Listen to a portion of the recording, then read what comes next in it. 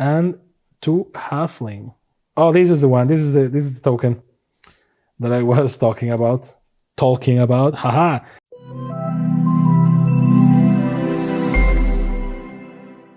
Hello and welcome to PAX and Recreation. And today we are talking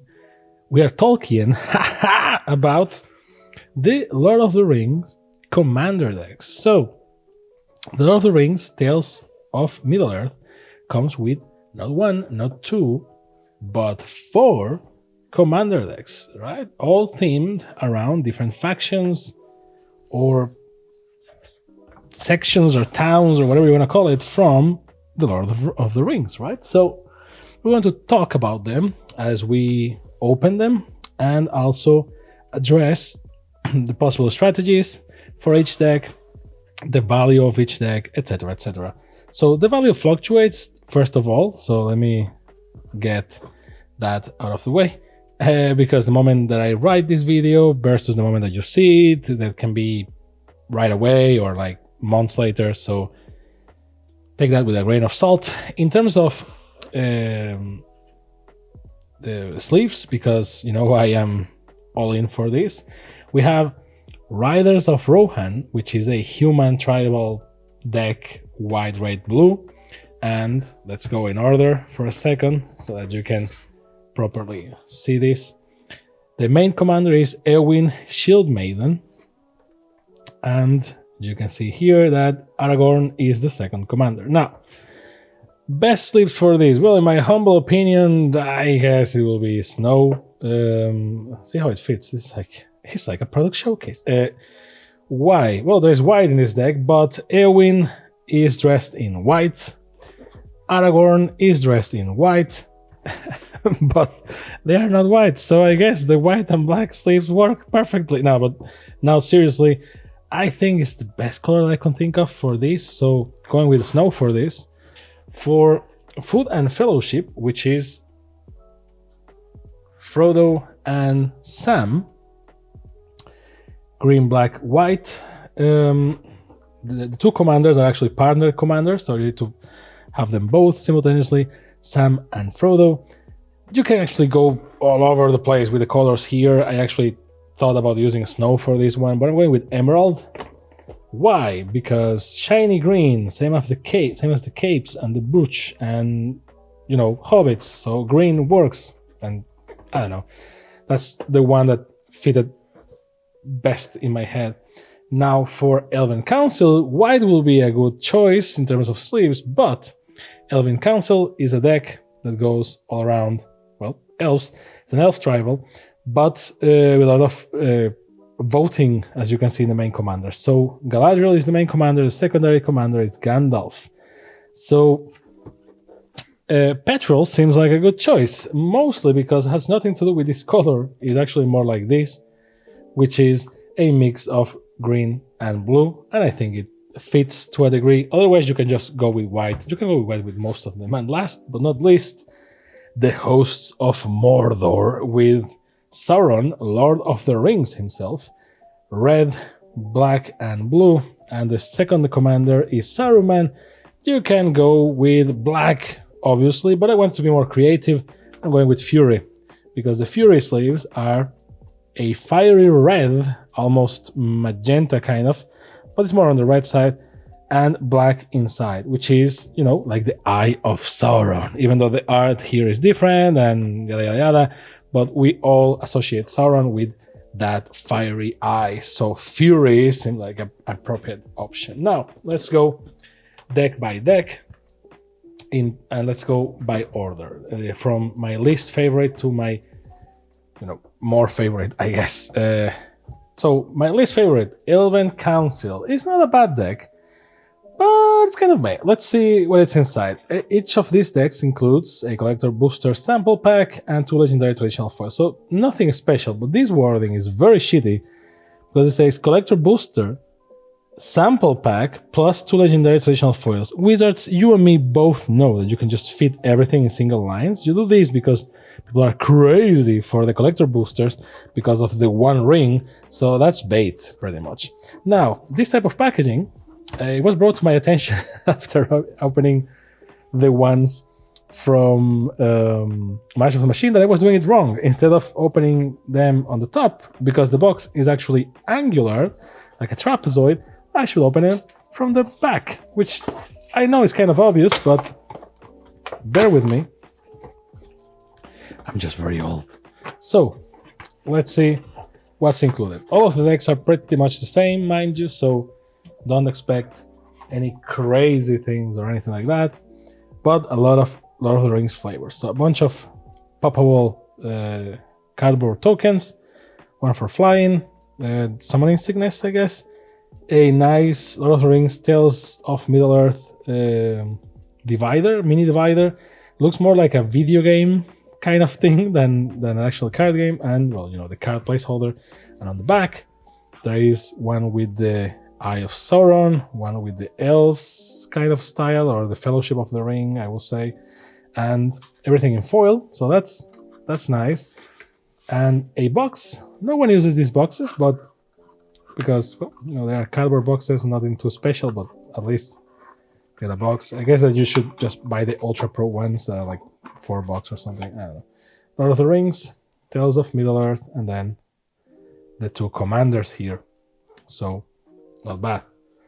Now, there is a divider here, and the deck. Oops. The main attraction. And all the goodies are on the same side, which is, ironically, the opposite side of where the card is.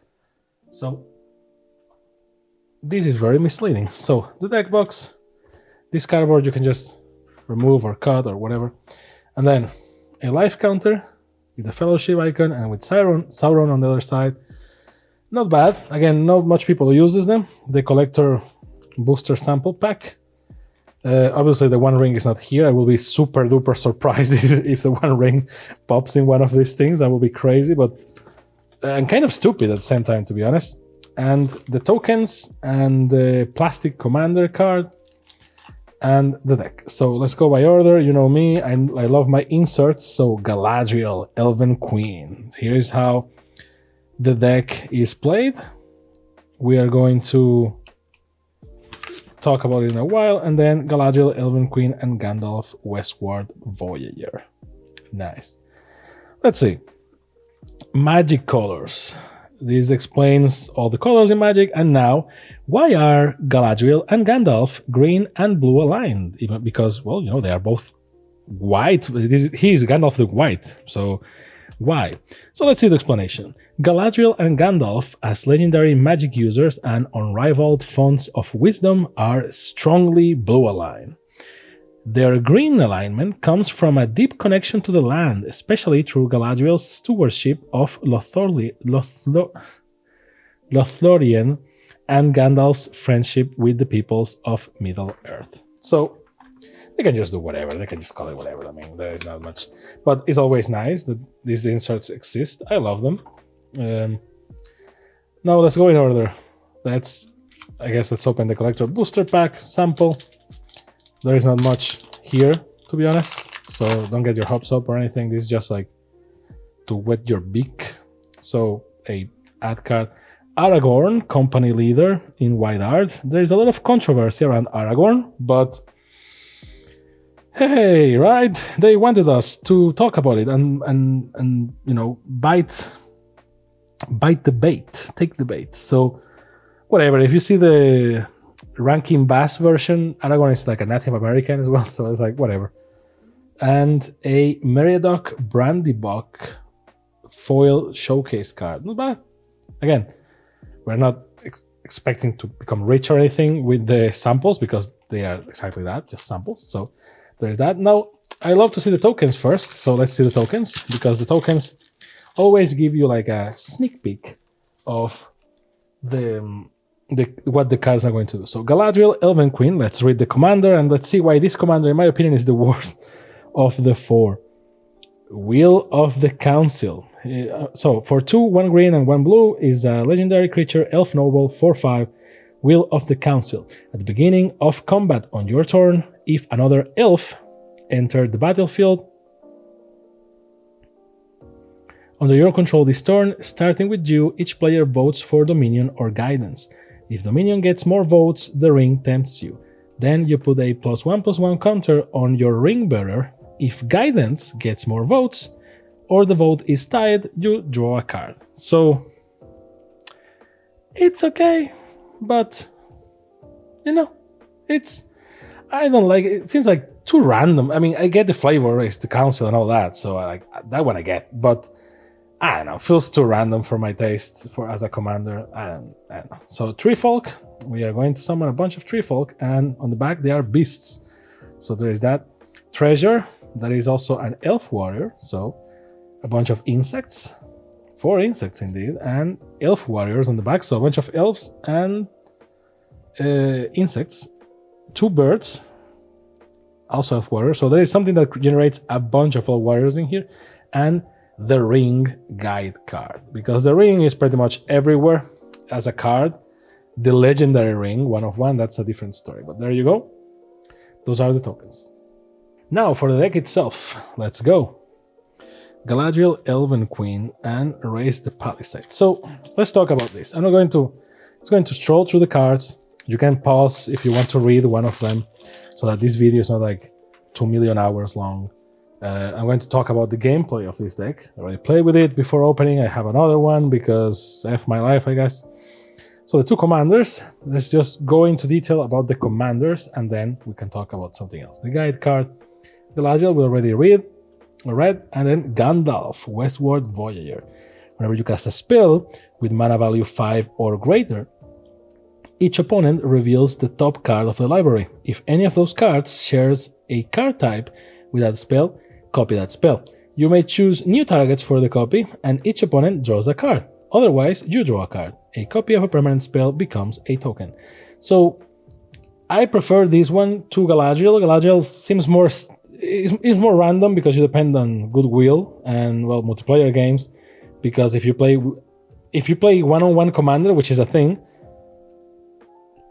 is always going to be a tie, or sometimes can be Dominion. Like if you want Dominion, just keep voting Dominion, and then if the other player wants a tie, they can choose your fate, right? So obviously more for multiplayer games, and it's kind of whatever. This is actually more random, goes aligned with Gandalf's nature, but at least it's crazier. It's also more expensive, so I said it's 3, 1 green and 1 blue, but overall I prefer this one as a commander. No, I'm not too crazy about any of the 2 commanders, but there is that. So how does this deck play? So as you're going to see, most of the one thing with all the Lord of the Rings decks is that there are a bunch of good reprints, and all of them have Lord of the Rings art. So that's great because the universe is beyond, and if you love Lord of the Rings, everything makes sense. Even the reprints have good art that matches the card itself, so that's great.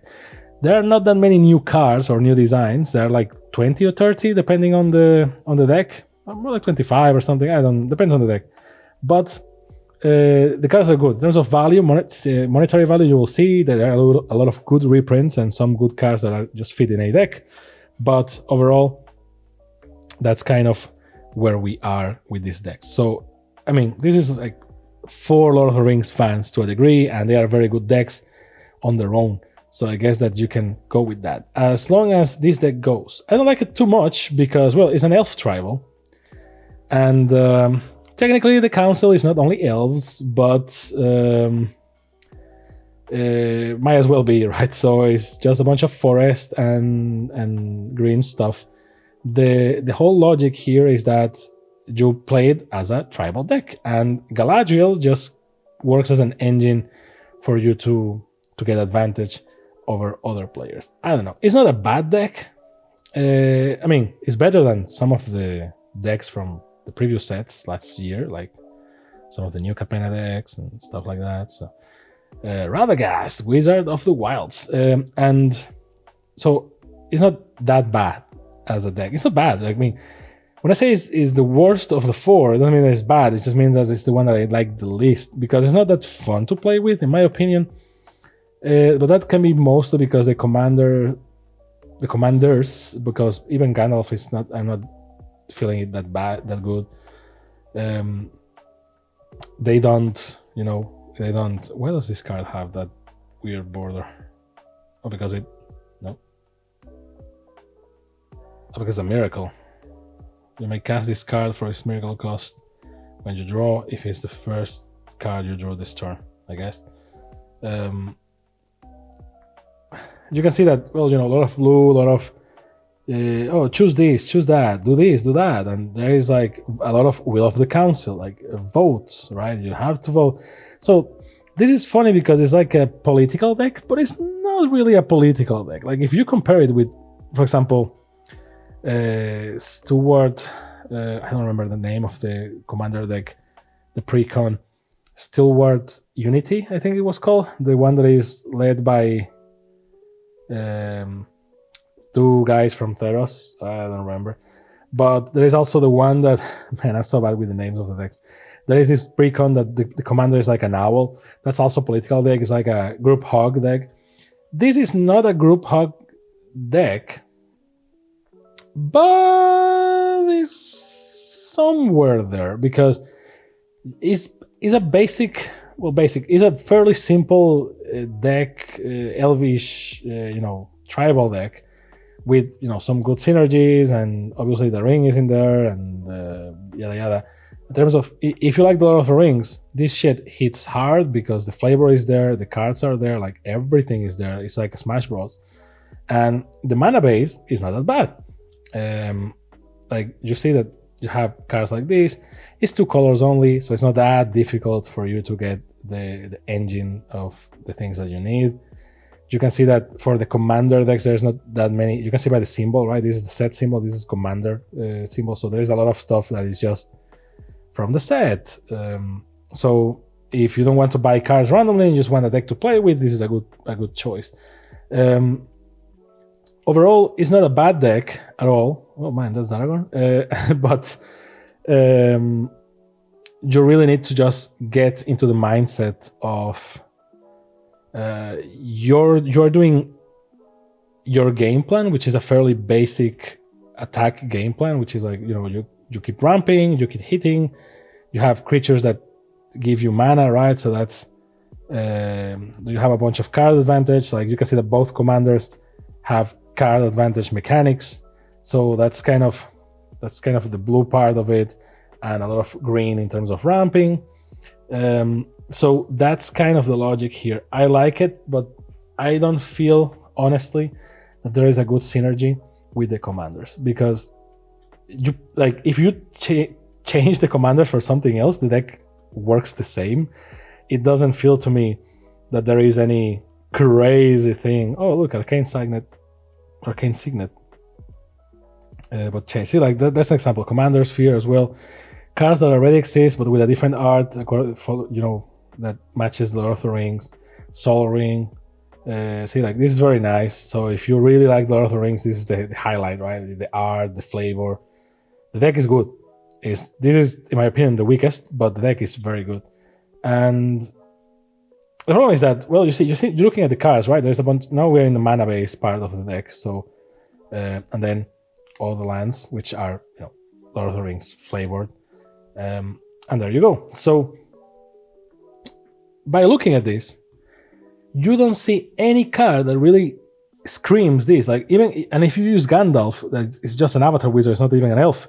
A lot of synergies are not there. So the commanders don't really feel like they have anything to do with the deck. The deck is just like there doing its thing, So that's why, in my humble opinion, not the hardest hitting deck, to be honest, but not bad overall. Like none of these decks, disclaimer, none of these decks are like super bad or anything. Like all of them are good, at least good. Not some of them are very good, and one of them I think is excellent, but all of them are good.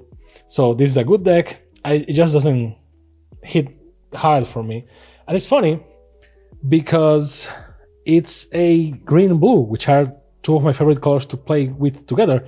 So I don't know. It's just that the commander doesn't feel like it's doing anything in that deck. Now, for number 3, funny enough, is the hosts of Mordor. So Sauron and Saruman. Let's open this one, and I will explain in a second why, to me, this is the third best deck. That's a better way of phrasing it. Third best deck. Like, it's not that one of any deck is like bad. Far from it. I just want to make that very clear. None of these decks is like awful or anything like that. Some of them are just better than others. They are in the high end of Magic the Gathering pre-cons.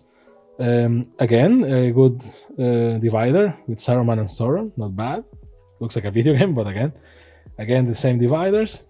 As for the box, you can already imagine what's up. So, same box, same basic cardboard box that only few crazy people like me even care to assemble. And then the art that we saw in the back, not bad. They don't feel like they are together in the same thing, but whatever. And the whole packety pack. So, same as the other deck, we have a life counter, same, collector, booster sample, the inserts, the deck, and the tokens. So we're putting this on the side. Let's go with the insert because you know I love my inserts. So, Sauron, the Lord of the Rings.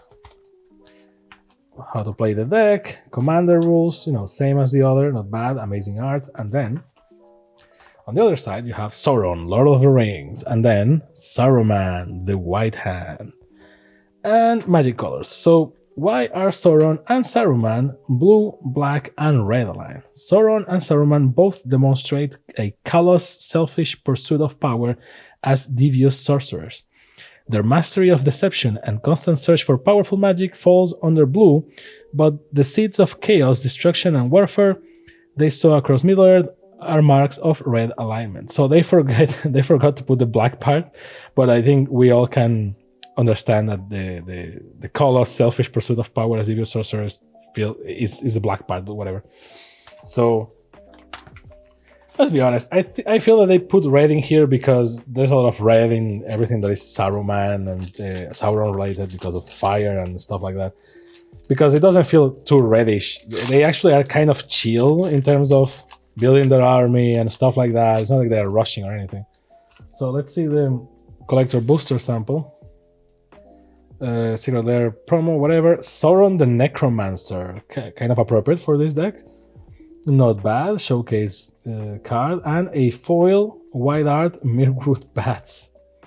This card is not bad. Whenever you create or sacrifice a token, each opponent loses 1 life. So if it was cheaper, it would be super mega dangerous. And as for Sauron, Menace, whenever Sauron the Necromancer attacks, exile target creature card from graveyard, create a tapped and attacking token that's a copy of that card, except it is a 3/3 black Wraith with Menace. At the beginning of next end step, exile the token unless Sauron is your ring bearer. So a lot of back and forth with the ring. So let's go with the tokens before we talk about this deck and what it does. All decks come with a card for the ring. Mind you, not all of them have the ring card. I think only one of them has it, if I recall correctly. I find it okay that everyone explains what the ring does and like the ring mechanics, and they all come with that card because, well, it's an ever-present mechanic. So Sauron, Lord of the Rings, main commander. What's up with this?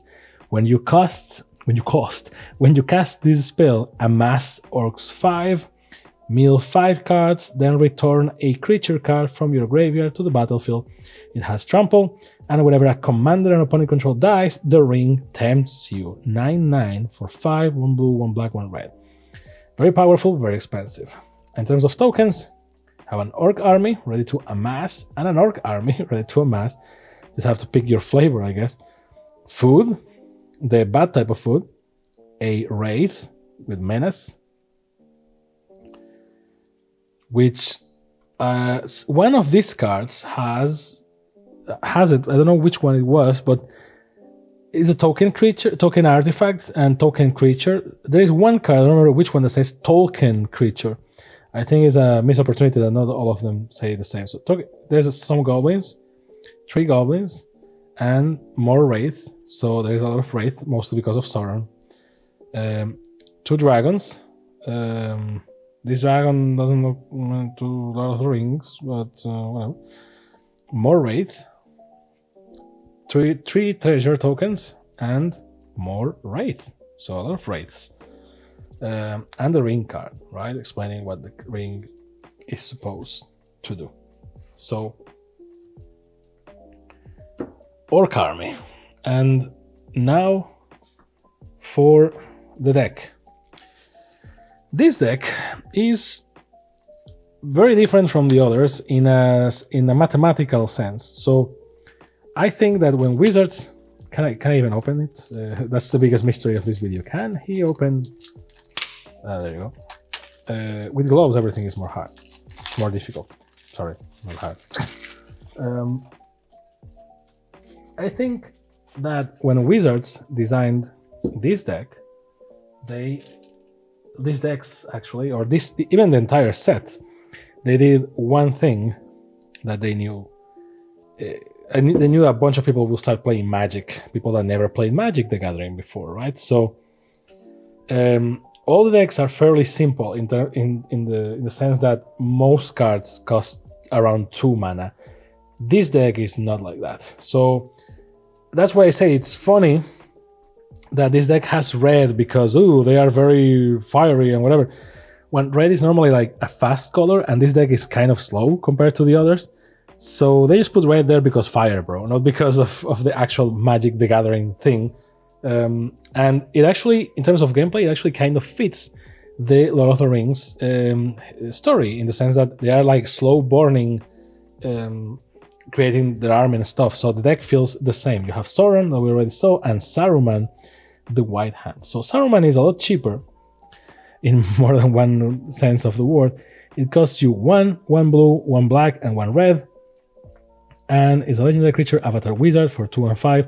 Whenever you cast a non-creature spell, amass Orcs X, where X is that spell's mana value. Put X +1/+1, so basically amassing, right? So that's, ironically, you only have like 1 Orc token, Orc army token. Goblins and Orcs you control have Ward 2. See, so to a certain degree, after playing a little bit with this deck, I see why this is the commander, because it's, well, Sauron. But Saruman is a better commander, in my opinion. Like, is easier to put into the field. It gives you more, more defense for Orcs, more defense for Orcs, more amassing capabilities, etc., etc. Yes, Sauron is great, but it's 5, 1 blue, 1 black, 1 red, and without any upgrades, the speed at what you can summon this is not that great. So maybe, yes, you want to put him in the field, but I feel that it's a better card to just pop from your deck when you're playing, and you may have the means to summon it than just having it as a commander, wait, and then summon it, because it doesn't give you, like, yes, it gives you amass Orcs 5, you mill 5 cards, and then you return a creature card from your graveyard to the battlefield. So likely, the moment you summon it, you get a bunch of stuff into the battlefield. But it's a slow burn. So, and if it gets removed, it doesn't have any defense against anything. It'll get a lot more expensive. So, not the best thing. It's very powerful and dangerous, don't get me wrong, but it's not something to have there just sitting for the entire game. It has trample, yes, and whenever a commander and opponent control dies, the ring tempts you. But it doesn't have anything that says that this card works like that from the command zone. So I prefer Saruman for this deck, to be honest. Even though, and it's kind of lore appropriate in the sense that Saruman is there amassing Orcs, and then when you have enough power, you awaken Sauron, Lord of the Rings. I know that this Sauron is the Sauron from the beginning, or the first time that he appeared, but bear with me, I'm trying to be flavorful.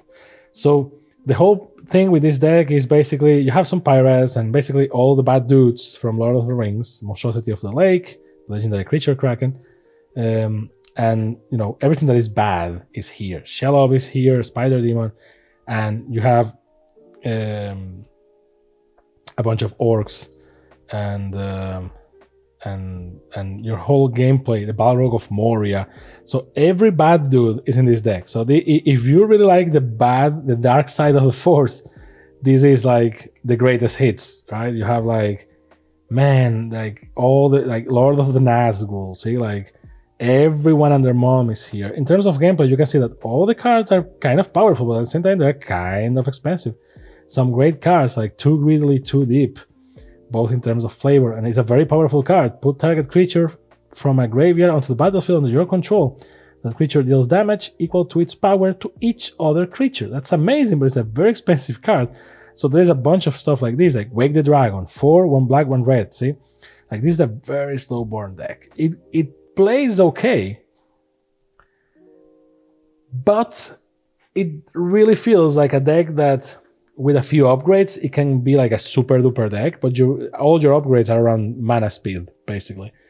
You have some stuff to help you, like Relic of Sauron, see? It gives you 2 mana in any combination of blue, black, or red, and you can even draw 2 cards and discard a card, but it costs you 4. So, it's that type of card. The Black Gate, the Creo of Pain. This is a simple deck. I put it is more of a slow burn type of deck. Things are kind of expensive. You have great reprints such as Reanimate, look at that. One of the best revives ever. You lose life equal to its mana value. Who cares? Because you have 40 points of life. So Blasphemous Act is here as well. Good board wipe from red. Goblin Dark Dweller. So is slow burn the deck. Everything is very powerful. It fits the flavor because that's how it happens in the books. You have some good cards like with the Detron mechanic.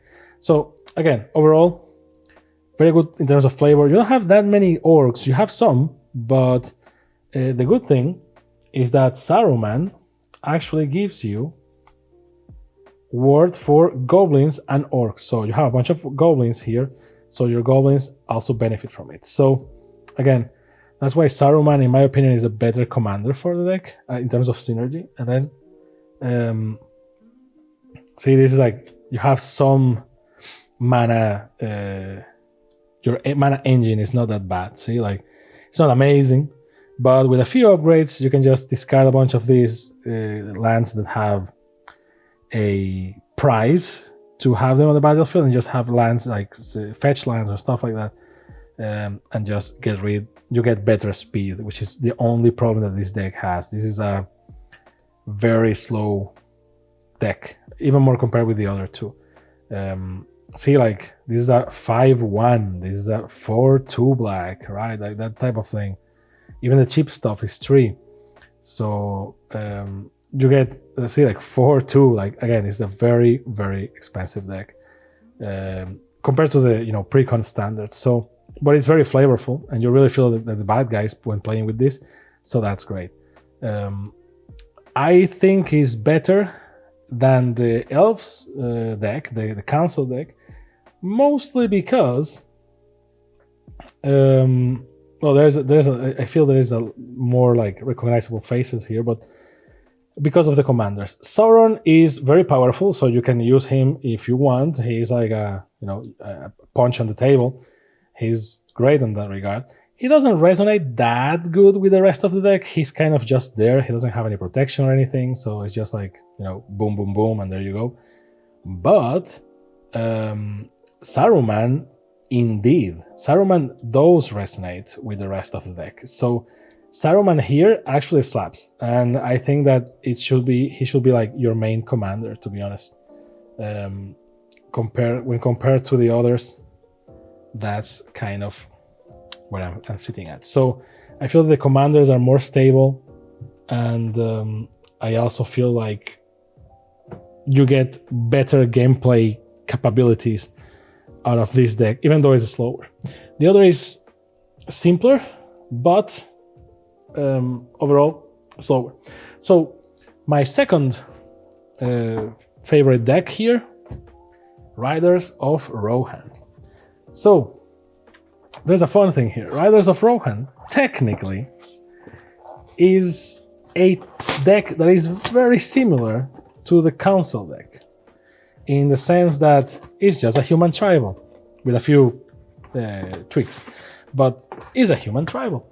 Same as the council is an elven tribal, right? So again, counters, some different counters, vigilance counter, normal stuff, Lord of the Rings divider. That looks like a video game cover. I know I repeat myself.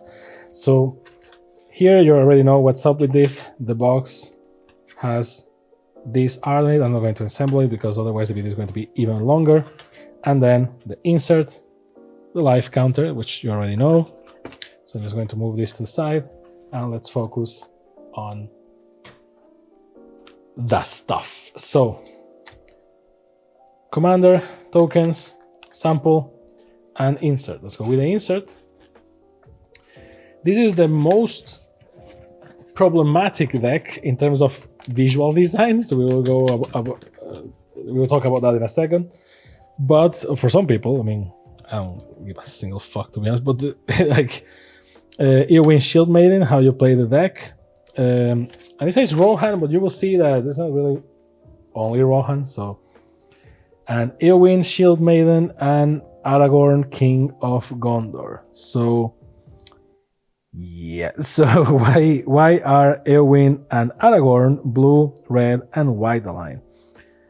Eowyn and Aragorn represent the respective kingdoms of Rohan and Gondor with a white aligned sense of honor, duty, and unity against evil. Gondor's reverence for ancient wisdom is blue aligned, while Rohan's passion for combat and deadly martial arts are martial skills, are red aligned. So this makes more sense than the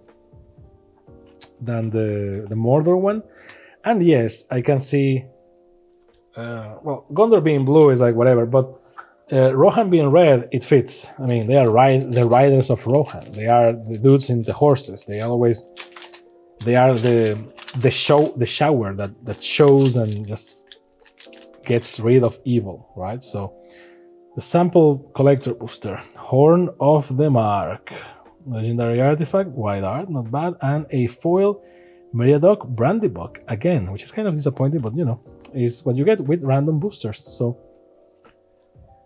there is that.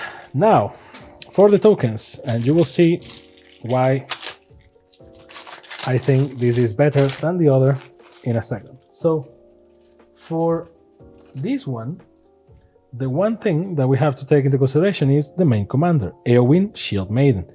Eowyn Shield Maiden, for 2, 1 blue, 1 red, 1 white, and she's cutting the head of a dragon or a wraith. The first strike, at the beginning of combat on your turn, if another human enters the battlefield under your control this turn, create 2/2 red human knight creature tokens with trample and haste. Then, if you control 6 or more humans, draw a card. So you can already see why I prefer this card, this deck, when compared to the others for its main commander. So you have 2 and 2 human soldiers, same stats, just different art. On the back, it's just humans, token creatures, a human knight, or actually 3 human knights, and on the back, they're just humans, so you're going to generate a bunch of humans, and 3 treasure tokens, and on the back, 2 humans and the monarch, a very special monarch card, so very nice. And then the ring explanation card as usual. So you can already imagine where this thing is going. The elf deck, or the council deck, also generated a bunch of elves, but the main problem is that their commanders didn't feel like they have anything to do with that deck except for the sake of flavor, right? So that's the thing that we need to think about when we talk about this, because if you see that these 2 commanders, and this is why I prefer this deck over the other, Eowyn is very human knight oriented, so that's kind of the thing, and Aragorn, which is cheaper, for 1 blue, 1 red, 1 white, ironically, because I mean he's the king of Gondor or whatever. Vigilance, lifelink. When Aragorn, king of Gondor, enters the battlefield, you become the monarch. Whenever Aragorn attacks, up to one target creature can block this turn. If you are the monarch, creatures can't block this turn. So Aragorn is okay, but he really feels like a card that can just be in the back. I mean, you can use him as a commander, but whatever. He really feels like a card that should be in the back. He feels like a card like in the deck. Like Eowyn is really the commander for this deck, and I will show you in a second. Aragorn really feels like he was put in here because like, oh fuck, we had 4 decks and we didn't put Aragorn in any of them. What's up? And it's like, oh, let's put in the Riders of Rohan. It's like, wait, but Aragorn is not from Rohan. It's like, whatever, you know. So this is like, even though it's blue, red, and white, this feels like your standard white human tribal deck, right? You have whenever you enter, creatures you control get +1/+1, so generating a bunch of tokens, getting a bunch of power. There are some good reprints as well, but overall is a better deck. And in terms of reprints, I think it's this one of the better ones in terms of some of the cards inside. I don't remember exactly the prices, but you have some blue to help yourself. This is, you know, the good guys. This kind of feels, to be honest, like the more meh deck in terms of not flavor, even though, well, yeah, I think it's the second best in terms of gameplay and stuff, but it's kind of meh in terms of flavor. Like they put Gimli, Boromir, Eomer. Well, Eomer makes sense, and Boromir I guess too, but they put Gimli here, and well, there's another person here. He will appear in a second. Like, why is Gimli here? Like, the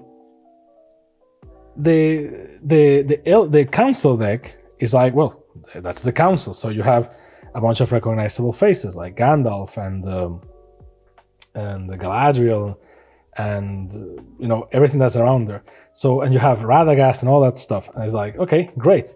In the bad guys deck, you have Saruman, Sauron, the Shelob, and everyone and their mom is there. Everyone that is bad.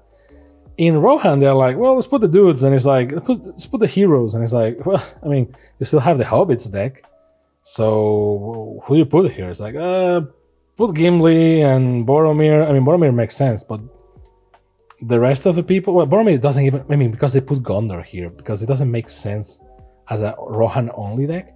It doesn't even have that many horse-themed stuff, because, you know, Riders of Rohan and all that stuff. So it's, flavor-wise, I don't think it's the best, but in terms of gameplay, I think is better than the other two. This is faster. You can see that in terms of prices and flexibility, you have some more stuff to do here, and the synergies with Eowyn are a lot better, without a doubt. But in terms of flavor, I think it's the weakest, to be honest. Compared to the others, this one is just like, yeah, Lord of the Rings, yay, right? It feels like, but I think that's why, even though white is the last color in the box, it feels very white. It's like everyone is important.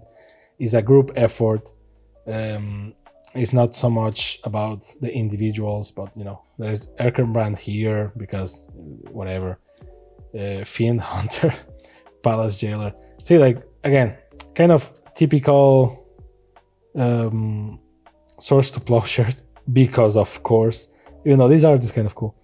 Village Bellringer, and then Prince Imrahil the Fair, Humble Defector, Theoden, King of Rohan. See, like, they put, why Theoden has, well, whatever. And then your basic staples of Commander, Herald's Horn, Soul Ring, there you go, Talisman of Conviction. So you do have, I mean, again, the art is amazing, it's on point, and it really fits. This card has no point in being here, because there are not that many cards that require you to have a great hand size. So this card really feels like whatever. You can just trade these for something else that you have laying around your house. The only problem that I have with upgrading these decks, and I know this is a me thing, so bear with me, but is that the decks are so flavorful with the Lord of the Rings stuff that the moment you put a different card, it sticks up like a sore thumb. Like, because I mean, even if the fact that they are different artists, but the art style is kind of there for most of these decks. It feels like very similar, so I'm like okay with that. But you need to really find a card that the art kind of fits. Otherwise, it just feels very jarring. It doesn't make any sense at all. So again, that's a triable. And then for the last one, you can already imagine which one is Food and Fellowship. So I'm a big sucker for Frodo and the good guys kind of struggle, right? So from a flavor perspective, I will never play. Well, never. I mean, I already play with it, but I wouldn't play right off the bat or the box with the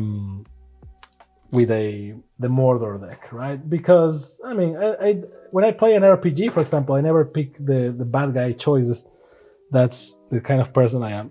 In that sense, this deck, the Frodo one, is, well, technically the Council and Rohan are also the good guys. So, but Frodo is the underdog. That's the whole story of Lord of the Rings, right? The most humble creature, the least expected one, is the one that actually can carry the ring and can change the tide and can bring hope for Middle Earth and yada yada, right? So I like this deck. I understand why Frodo is white-black, but at the same time, I'm like, really? I can be just like, at least this version of Frodo. There are like 5 versions of Frodo in this Lord of the Rings set. So Frodo, Adventurous Hobbit, and Sam, Loyal Attendant, playing the deck. So this is the usual amazing picture or art, and then Frodo, Adventurous Hobbit, and Sam, Loyal Attendant. Now, why are Frodo and Sam white, black, and green aligned?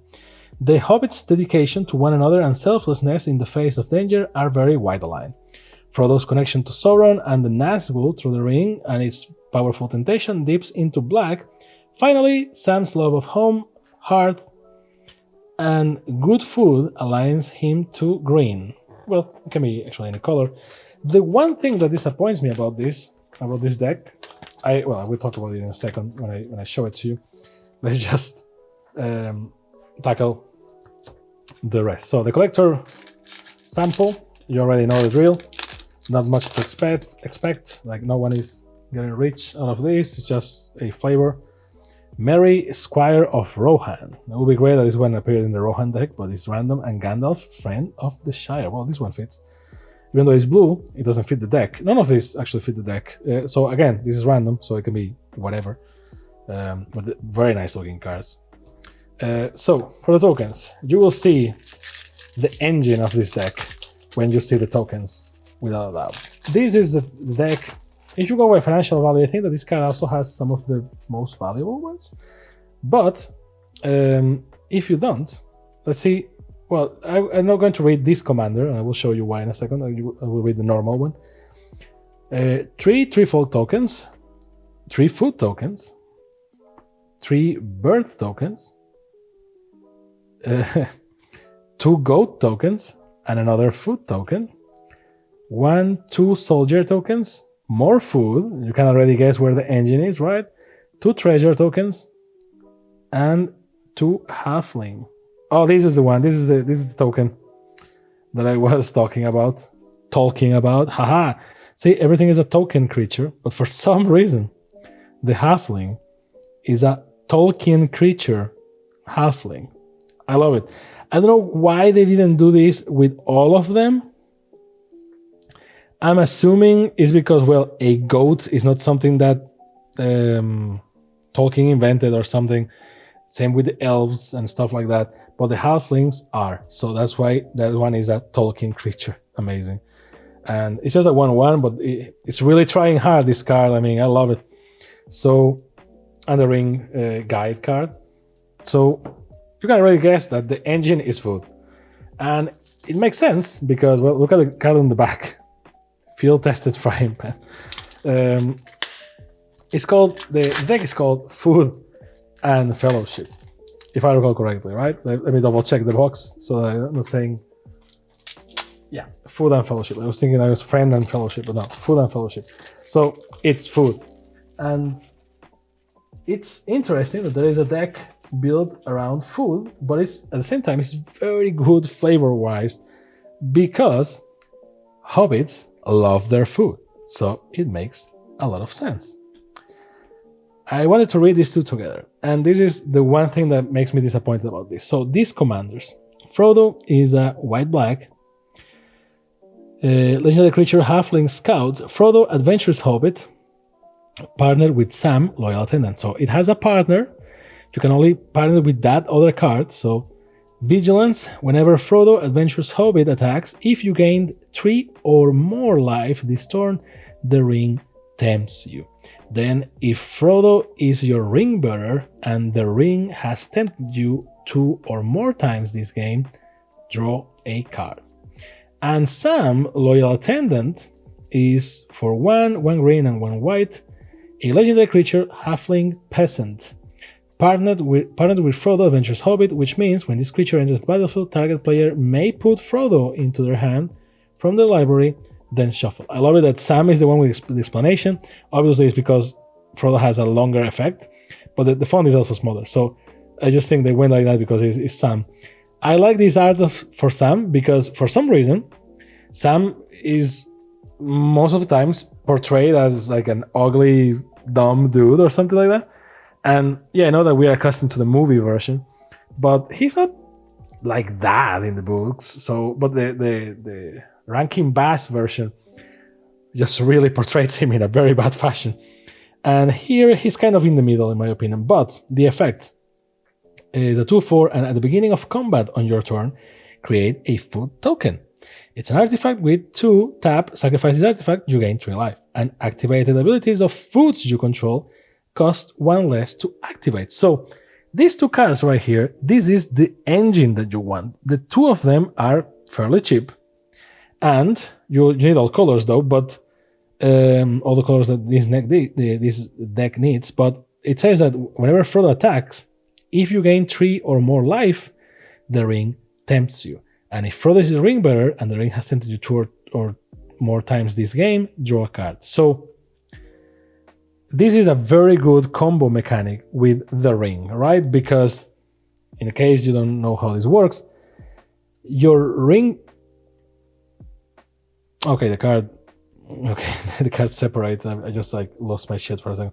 The ring bearer is legendary and can be blocked by creatures with greater power. So Frodo becomes tempted by the ring. So whenever your ring bearer attacks, draw a card and discard a card, and whenever your ring becomes blocked by a creature, the creature's controller sacrifices it at the end of combat, and whenever your ring bearer deals combat damage to a player, each opponent loses 3 life. So there is that, but the ring tempts you.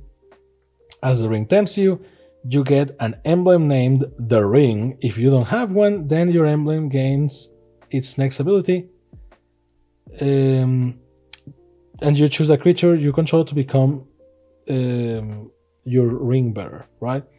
And the ring can tempt you even if you don't control a creature, blah, blah, blah, blah, blah. So the whole mechanic is between these 3 things, the ring, Frodo, and Sam, which is super flavorful. Like, this is amazing in terms of flavor and gameplay mechanics. It's like, I don't know who did that at Wizards, but give that man a raise or woman or whatever that person was, just raise them. Because this thing just slaps, because the 2 are cheap. One pulls the other, right? Because they have partner. So Frodo has vigilance. If you gain life, but you are going to gain life because at the beginning of combat, you can create a food token.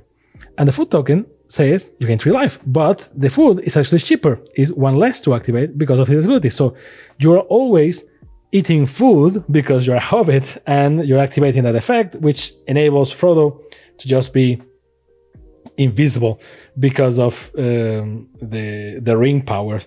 And you actually, so this is a very good loop. This is the best commander loop, and they are partners, which makes like super duper sense in terms of lore. And I love this, and I think it's the best deck just on that regard. The one thing that I don't like, that was the one thing that I was going to comment, is that Really, Wizards? Like, couldn't you just make the art like they are like? I mean, obviously, this is not like wide art cards, but couldn't they be like in the same place or moment or something? Like I don't know, maybe Frodo is like that with the sword, but Sam is on back with the pan or something. Instead, it's just like Frodo is obviously this is when he fights the spider, and Sam is just somewhere, and it's like, are they really partners? Like these cards don't feel like they are partners. Like make the art more consistent. God damn it, this could be like one of the best combos in terms of lore, art, gameplay, everything, and that little detail, but whatever. So this is all about food. So field tested frying pan, the gaffer. If you get 3 or more life, this turn draw a card. So you see that this is all about that food, all about that food, food. The eagles of herbs and stewed rabbit. So this is lovely. Obviously, Gollum is here because Gollum is always here. It has a skulk. This creature can be blocked by creatures with greater power. So this is sneaky. And you know, you just keep hitting people with this. It makes a lot of sense in terms of lore. You have a bunch of, you know, hobbits that, well, they are named in the books, and so a lot of people don't recognize them from the movies because they're just like background characters or something. There are 2 other hobbits that will show up. Prize Pig, amazing flavor. Banquet guest. So, you know, this is all about having food. Bilbo is here. Bilbo, birthday celebrant. Amazing. If you will gain life, you gain that much life plus 1 instead. So this is all about eating food and having a party, which is so flavorful. Like Wizards, please love me like you're loving me with this deck. Like everything. Not that the others are not flavorful, they are. But this one is just hitting all the spots. Like all the art. Like see, Mary's here. So Merry, Warden of Isengard, they take in the hobbits to Isengard. Boom, boom, boom, boom, boom, boom, boom, boom. Pippin, because Pippin is Scottie Pippen, but like Pippin, Warden of Isengard. There you go, another one.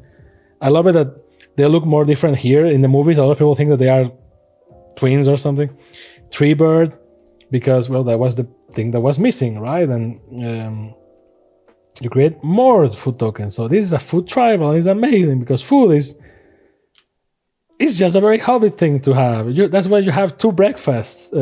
Call for Unity, amazing. Dawn of Hope. So I mean, I'm gushing about this deck. You can already tell why I feel this one is the better one in a lot of regards. Also, the value is quite there in my opinion. Fumigate.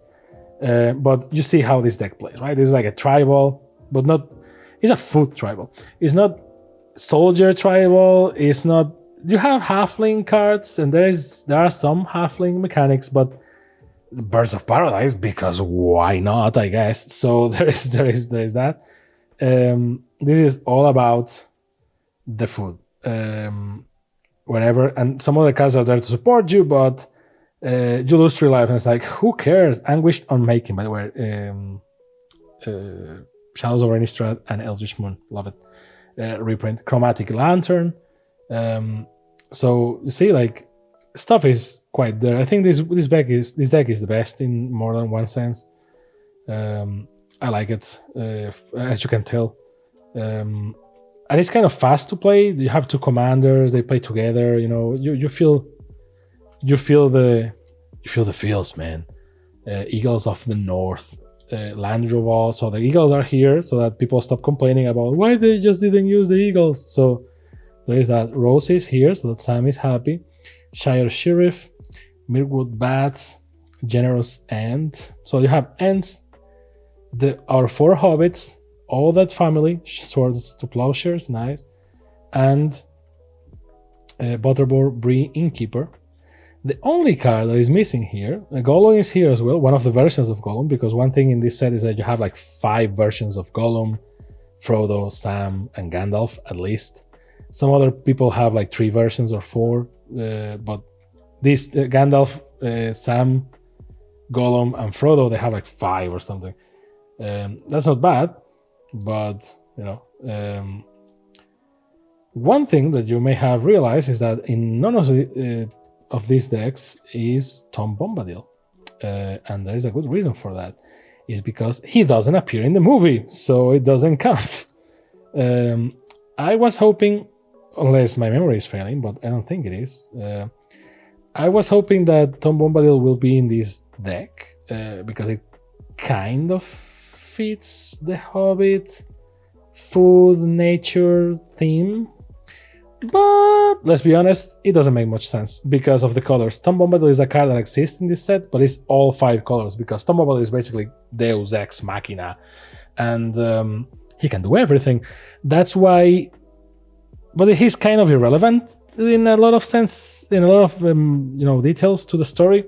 So I think that's why Peter Jackson just jumped over that part, and a lot of people are like, "Well, he cut that part." It's like, well, I mean, if you are really that much of a hard fan of the books, you know the amount of memes and people saying the thing about the Eagles, like, oh, why did they just call the Eagles? So you really want people to say that about Tom Bombadil as well, because you can make the argument that's like, why did he just call Tom Bombadil so that he fixes everything? Because he can, apparently, because he's God. So there is that. Now, in regards of the decks, you already know the order. So to me, this is the order from least favorite to favorite, but they are all good decks, very good decks. Don't pay markups though. Like, these decks are like $40, $35 at most. There's no reason for these decks to be more than that. There are a lot of good reprints, yes, so you could make a point for that, but those reprints they are valuable now or before the decks are released. They are going to be cheaper because that's the point. They just printed a bunch of those, so there are going to be more stock, so the value goes down. So don't pay markups.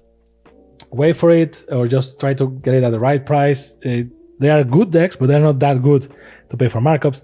If you're a fan of Lord of the Rings, trust me, my friend, you will find them. Like, it's not like they are running on low stock or anything. So this is my preferred order. So Council, Mordor, Rohan, and then Hobbits or Food and Fellowship. Ironically, the Fellowship doesn't have the entire Fellowship. The Fellowship is kind of scattered between these 3 decks, but I digress. So I think this is the thing. If you want originality, I think it's more like this. This is going always to be the worst in my opinion, because it's very good flavor-wise, but the commander doesn't fit the mechanics of the deck, in my opinion. So, I mean, it says yes, if another elf entered the battlefield, so it's an elf tribal, but what you gain from it? Because you need to go for votes. Like, I don't want the other players to vote for my destiny. Like, I want to win the game. So, yeah, I will go like this. This is my opinion. But like, this deck slaps, man. I love it. And I mean, it's the Hobbits, right? So yeah, and that's pretty much it. I hope that you liked the video. I hope that it was useful and you had a good time listening to me just